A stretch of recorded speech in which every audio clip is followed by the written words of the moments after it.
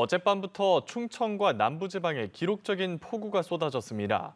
집중호우로 도로와 주택이 침수되는 등 피해가 속출했는데요. 자세한 날씨 상황과 전망 김승배 한국자연재난협회 본부장과 이야기 나눠보겠습니다. 본부장님 안녕하십니까? 네, 안녕하십니까? 예, 기록적인 9월 폭염이 기승이더니 이번엔 장마철보다 더 강한 폭우가 쏟아지고 있습니다. 지금 비가 가장 집중되는 지역은 어디고 또 비구름은 어떻게 움직이고 있나요? 네, 그렇습니다. 지금 현재 이 시간 현재는 전라남도, 경상남도 남해안 쪽에서 매우 강한 비가 내리고 있습니다.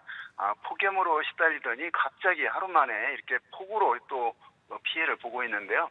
한라산 지방에는 600mm가 넘는 많은 비가 내렸는데 예. 내륙에서는 남해안 창원에서 어제와 오늘 이틀간 406.1mm의 비가 내렸고 그 창원에서도 400mm가 넘는 비가 내려서 전국적으로 그런 어떤 가을 그런 폭우로 또 피해가 나고 있습니다.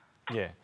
일부 지역에서는 시간당 100mm가 넘는 극한호우도 쏟아졌는데요. 폭염이 계속되다가 갑자기 이 정도 폭우가 내리게 된 이유가 있을까요? 그렇습니다. 그동안 이제 내려오지 못했던 우리나라 그 추석 때도 그 폭염으로 시달렸는데 예. 그 원인이 우리나라가 상하층 간에 열dom으로 갇혀 있었거든요. 네. 그 북쪽 몽골 쪽에는 서쪽에서 동쪽으로 흐르는 강한 제트 기류가 있어서 몽골 부근에 그게 있으니까 그 북쪽에 찬 공기가 내려오지 못했거든요. 예. 그래서 계속해서 연일 그 더위에 시달렸는데 자 이게 상황이 바뀐 겁니다. 14호 태풍이 상해 부근으로 상륙해서 중국 내륙으로 이제 해서 일생을 마칠 것으로 전망이 됐었는데 예. 이 태풍이 갑자기 방향을 우리나라 쪽으로 꺾었거든요.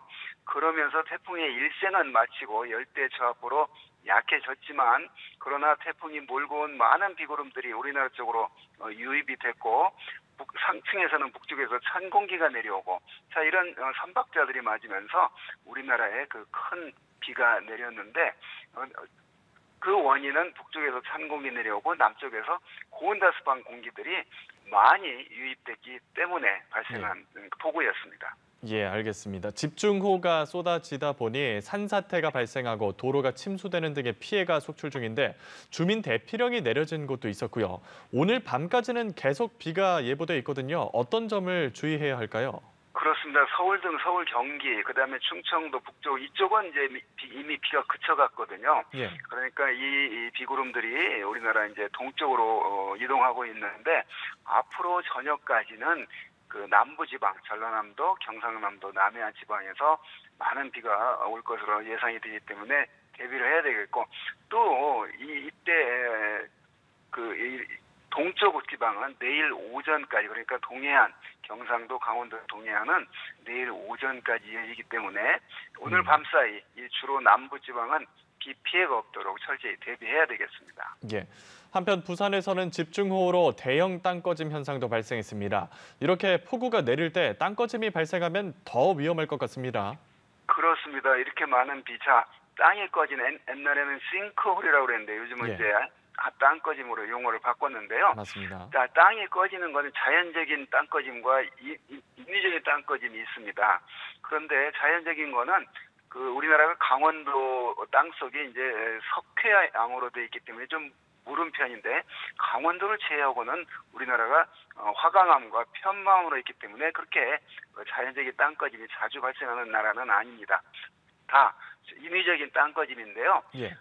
그냥 저절로 생기는 건 아니고 땅 속에서 분명히 대형 그런 어떤 공사를 진행했거나 진행 중이거나 또는 큰 상하수도관이 땅 속에 묻혀 있는데 이 상하수도가 노후돼서 물이 새가지고 그 주변에 있는 흙들을 다 유실시키고 그러면 발생하는 땅거짐인데 거기에 이번같이 부산에서 220mm가 넘는 많은 비가 내리면서 지하에 흐르는 어떤 지하수에 변형이 생겨서 이럴 때 땅꺼짐이 발생해서 그 피해 현장 사진을 보니까 지하 역시 공사하고 있던 모습이 보였거든요. 예. 자, 이런 지하 공사할 때는 이런 땅꺼짐 대비해서 그런 일이 발생하지 않도록 철저히 대비해야 됩니다. 그러니까 지하수의 물구가 방향이 바뀐다거나 이렇게 많은 비가 왔을 때 그래서 흙이 쓸려 나가서 땅이 가라앉는 현상이 늘 언제나 발생할 수 있고 특히 오늘 발생한 부산 지역은 최근 들어서 몇 차례 발생을 한 곳이거든요. 자, 이런 그 지하 공사하는 곳에서는 땅꺼짐에 각별히 조심을 해야 되겠습니다. 예. 또 한 가지 우려스러운 점이 이번 주말까지 바닷물 높이가 상승하는 대조기가 겹치면서 추가 피해 우려도 나오고 있거든요. 특히 만조 시각에는 폭풍 해일도 나타날 수 있다고 하는데요. 그렇습니다. 매달 음력 보름이면 그 예. 만조 시기가 겹치는데요. 이렇게 바닷물의 온도가 달의 인력이 지금 이번 기간이 강하거든요. 그래서 바닷물의 높이가 높아지는 대적인데, 자, 이렇게 바닷물이 높아지면 내륙에서 많은 비가 내리게 되면 그 물이 어디로 가냐면 바다로 빠져야 되거든요. 그런데 이 바닷물이 높아지니까 강물이 빠지지 못해서 그 해안가 침수 현상이 나타날 수 있고, 또 이때 바닷물이 높을 때 강한 바람이 불면 그 방파제를 넘쳐서 피해를 주는 폭풍 해일도 나타날 수 있는 시기가 오늘과 내일이 이게 겹치기도 합니다. 예.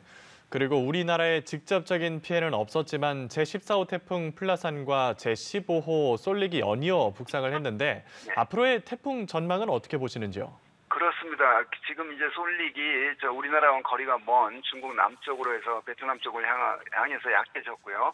자, 14호 태풍 플라산이 어제 상해북을 상륙해서 방향을 우리나라로 꺾은 뒤에 태풍의 일생을 마치고 열대 저하포로 약해졌지만 많은 그 비구름을 몰고 와서 지금 비를 내리게 하고 있습니다. 그 16호는 아직 발생하지 않았습니다. 그러나 그 서태평양 태풍이 늘 발생하는 곳에서 바닷물의 온도가 높기 때문에 아마 이어서 발생할 것으로 전망이 되는데, 자, 이번에 그동안 우리나라 더위를 가져온 그런 고기압 때문에 태풍이 8월과 9월 달 우리나라 접근을 아예 못했거든요.